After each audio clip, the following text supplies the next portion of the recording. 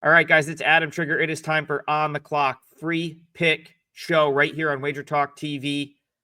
We're going to talk a couple of Major League Baseball games, and we'll hit the KBO at the end. Three picks in total. And before we get into it, I want to tell you about a 5% play that I have going tonight at WagerTalk. I'm looking for 5 straight 5% winners in Major League Baseball. Last week, I had one 5%er. It was Wednesday. It was the Orioles beating the Yankees to give me a 4th straight 5% win. And tonight, we're going to go for 5 in a row. Major League Baseball, off to a winning start in MLB this season. My last 70 Major League Baseball plays dating back to last year, 58.6%. I'm 41-29, 39.01 units of profit in that span. But the 5%ers have been hot, 4 straight, and we're going for a 5th straight tonight. That is on my page at WagerTalk, wt.buzz/AT. And also, there's a great special that I believe the final day is today, basically 2 weeks for the price of one. So if you're looking for something more long-term, a bigger discount, 2 weeks of all access for the price of about a week, I think it is. So those are now up at WagerTalk, and we're going to get right into it. I'm not even going to use the clock today. The clock will be the one that's running in the corner as I film this, trying to get in and out in under 15 minutes. That's what I'm going to use for the clock. And I'm going to try to get you 3 free picks in that span. So the first game we're going to talk about, Guardians Nats. And it's an interesting matchup for me because I've been very pro Nationals. I'm higher than most, I would say, on them. I think that they have a lot of upside, but I've also found I found sort of the formula, like when to bet the Nationals, when not to bet the Nationals. And I tend to want to avoid the Nats once they use up some bullpen arms, because that's really their main weakness. This national team is they lack bullpen depth. And, you kind of look at the last couple games. So the Nationals off of back-to-back wins. They used Jorge Lopez through 2 innings yesterday. Ferrer, however you say his name, has been used a ton. I believe 3 times in the past 4 days. Can just about guarantee he's not going to pitch tonight. Kyle Finnegan came in for the save yesterday. So I kind of look at this, but more importantly, you've got Brad Lord starting tomorrow night. Now, in a perfect world, Brad Lord is probably your middle reliever that eats up a lot of bullpen innings. But the Nationals have some starters out right now. So Brad Lord has been their 5th starter for the most of the season at this point, and he's done a tremendous job. The problem is he doesn't go particularly deep in the games, and he's now not in the bullpen. So because the Nationals have Lord starting tomorrow, they like to pair him with Jackson Rutledge, and I think it's going to really make the Nationals particular about how they use their bullpen today. And I think if they were to fall behind in this game, you might see someone like an Eduardo Salazar or, a Cole Henry. And if you're a Nationals bettor, those are 2 guys that you do not want to see in a game, because it probably means you're behind, and it probably means you're about to go behind by more because they're both awful. So, the Nats, their bullpen isn't totally dead here. They're going to use Finnegan if they have a lead late. Andrew Chafin made his 2025 debut over the weekend. He's someone that's likely available today. So it's not that they don't have bullpen arms, but I do think there's a little bit of a hidden edge here for the Guardians, knowing that even if the Nationals were behind by 1 here, they're probably going to have to start to think, all right, we're going to have to try to hang in this game with our worst bullpen guys, because we can't go into tomorrow's start knowing we're only going to get 4 or 5 innings out of Brad Lord and not have any of our bullpen arms. So I think that has to be in the head of the Nats manager, and that also generates a little of maybe hidden value that the books are not really thinking about for the Guardians here. Now, when you look at the starters, I don't think it's a stretch to say these 2 guys have been pretty even. Irvin for the Nationals has been great. Luis Ortiz probably hasn't been as good, but I would say, like, if you look at the overall, the big picture, not just this year, most would have Luis Ortiz rated slightly higher than Jake Irvin. And for me, I see Luis Ortiz having more upside going forward than Jake Irvin. Remember, this is a guy the Guardians paid for. This guy. They signed him. He was kind of like their big free agent pitching signing this past offseason. So the expectation was there that he was going to be like a pretty sort of big part of this rotation. Didn't get off to the best start, but was very solid in his last outing. 6 1/3 of shutout ball against the Twins. And now you start to look at Ortiz's last few games.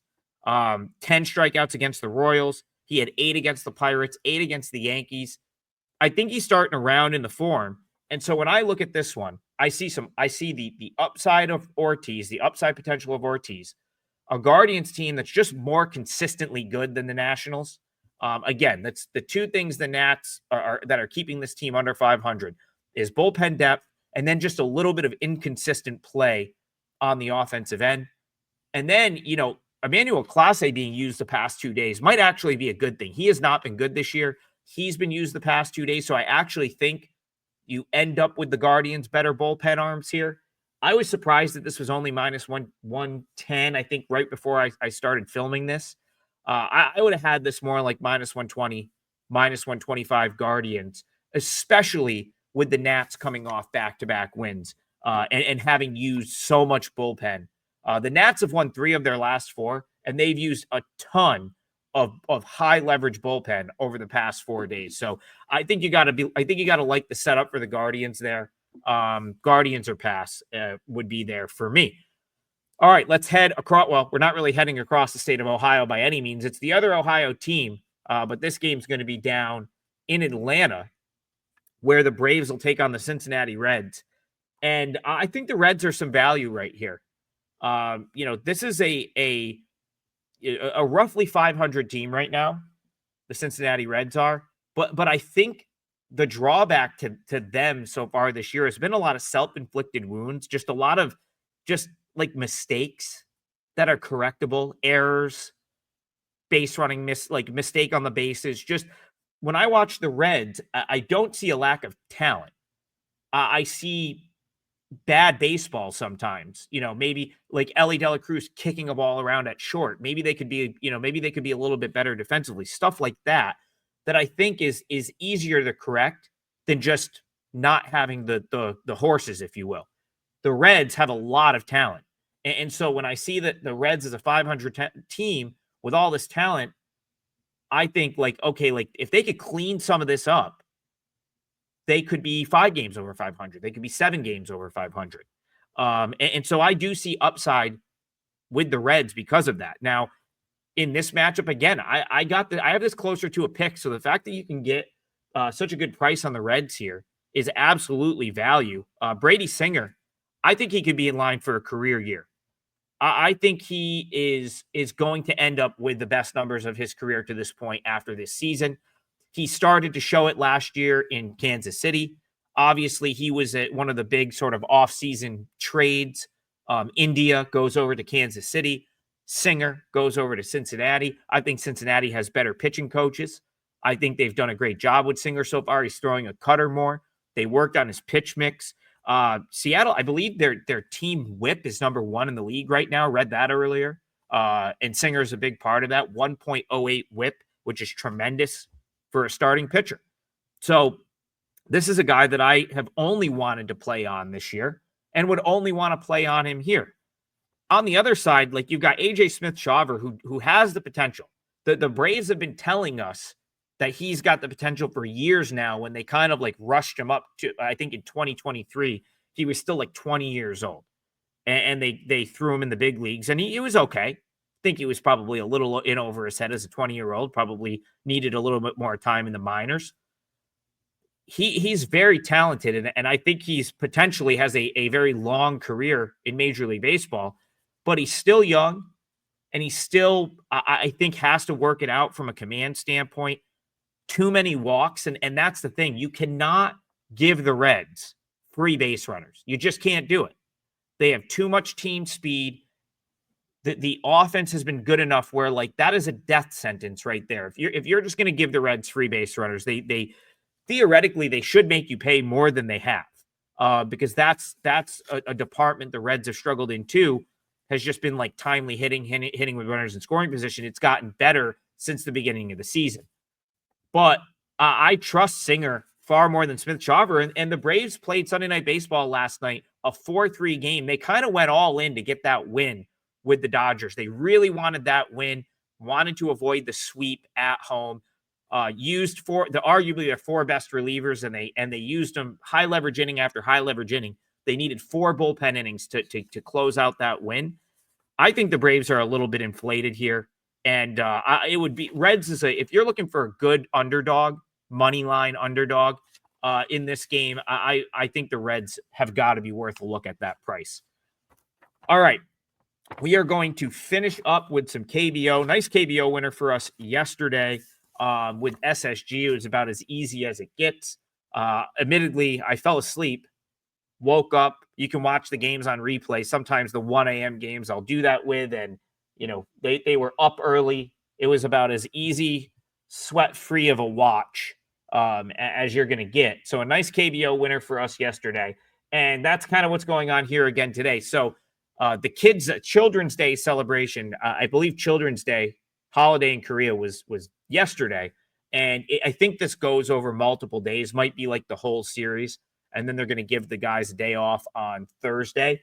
So normally the league doesn't play on Monday. They played yesterday, and we're going to do a 3-game series and a rare Thursday off day. And then they're going to be back to the normal schedule, I believe, on Friday. So all of these games will be 1 a.m. Eastern. So basically, depending on where you are in the U.S., these are going to be late Monday night. So Tuesday games in Korea, but late Monday night for most of us. I don't know if I'll have a rated client play in KBO like I did on Monday or on Sunday, if you will. So for Monday's KBO games, but I will talk about one that I'm at least looking at. And this would be another sort of live underdog. So again, kind of like the Reds, I'm not like so confident here that I'm ready to make this a client play, but this is like another really good underdog price. So, I mean, if you just like to take, to fire like money line parlays with dogs that, are kind of lotto ticket type bets, like I would use the Reds and I would throw NC Dinos in there at like plus 140, which probably should be closer to even money. The reason that I like NC or that I'm looking to bet NC, Riley Thompson is on the mound. He's someone that I kind of was intrigued by coming to the league this year. I thought he threw it well for the Iowa Cubs last year, Cubs organization, and was a guy that was probably on track to at least be a bullpen guy for the Cubs this season. Decides to go get paid, go over to Korea. Didn't have the best start, but he's thrown it really well the last couple times out. His full season numbers down to a 3.96 ERA, 1.22 WHIP, but his last 4 starts, 3 of them have been dominant. And the most dominant one was against this KT Wiz team where he struck out 14, 7 innings, shutout innings, 14 strikeouts, 1 walk. His last 2 starts have both been wins, 13 innings combined across those 2 starts, 14 strikeouts. He's won both of them. He is one of the harder throwers in this league. And I look at this KT Wiz lineup right now, still have some injuries. There's just not much pop in this lineup. They're, I believe, either dead last or like maybe second to last in home runs as a team.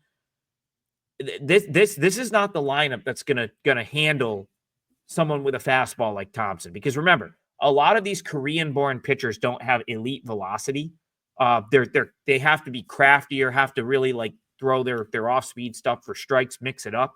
You're not going to see many like flamethrowers over here in KBO, which I think gives Riley Thompson an edge. And I kind of look at the KT Wiz lineup right now, and I don't think they're going to hit him. So you could also maybe look at the under here. Emmanuel DeJesus has been fantastic. KT Wiz starting pitcher. He was on Kiwoom last year for his first year in KBO. He's been excellent since being in this league. So I wouldn't be surprised if there wasn't much in the way of scoring at all in this game. KT Wiz have a fantastic bullpen, so that is their biggest edge. So I'll throw 2 picks out here for this one. I like the under. I thought it was about a half run too high, but I also think NC Dinos are value with plus money. Remember, this is a team that's basically been displaced from their home field all year because of the death at their home stadium. They've had to close their home ballpark for the time being. Have faced a lot of adversity. Have had a couple guys hurt. Matt Davidson is now back. Kunwoo Park is I believe he pinch hit over the weekend a couple times. So I'm looking at an NC team that's starting to get to full strength. They're kind of in like a true road game here. So it's not like they're losing another home game. And they have the pitcher, in my opinion, in Riley Thompson with more upside against the KT lineup that I just don't think is very good. So I'll leave you with two KBO leans, NC money line and the NCKT under. Not sure I'll play anything for clients on Tuesday in KBO, but that is one that I'm looking at. Again, one game that I am playing for sure, a 5% play in Major League Baseball that goes on Monday night, 4 straight. So I'm going for 5 straight 5% wins. I hope you join me. We have a great special up, and I will also see you guys at 9 a.m. live, WagerTalk TV, Total Bases with Tokyo Brandon and Brian Leonard. Cash all your tickets. We'll see you guys in the morning.